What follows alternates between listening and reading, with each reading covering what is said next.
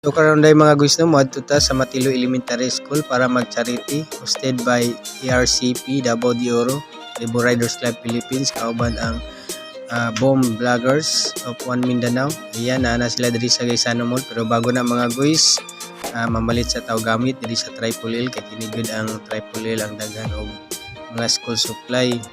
Ayan, so mamili ta diri og unsay atong pamaliton para sa mga estudyante nga atong matagaan. Og shoutout day sa mga nagbantay diri. Ayan, shoutout sa inyo ma'am. Shoutout po sa akong kauban nga vlogger. Ayan. So pagkaman na itong pamalit niya mga guys, mapadayon na taron kay aron makaabot pa tayo ito kay medyo naulahi gyud ta kay nagpuna na sila no.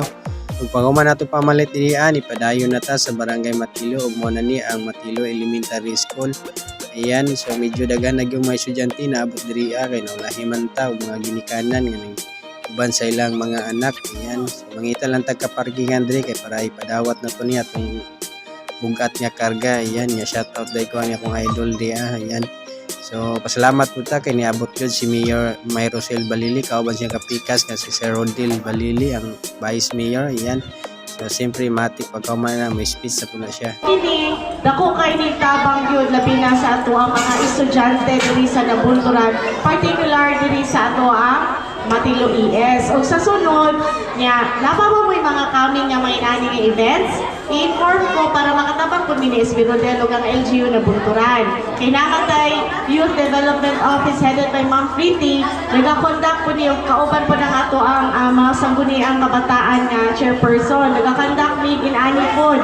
Last sa giatuan nila Ma'am Pretty, kauban ng ato ang SKNF, dito po sila sa Tugunan Elementary School sa may kadan na dapit sa Katipunan. So, daghan kay taong mga schools po diri nga kinahanglan po nato tabangan.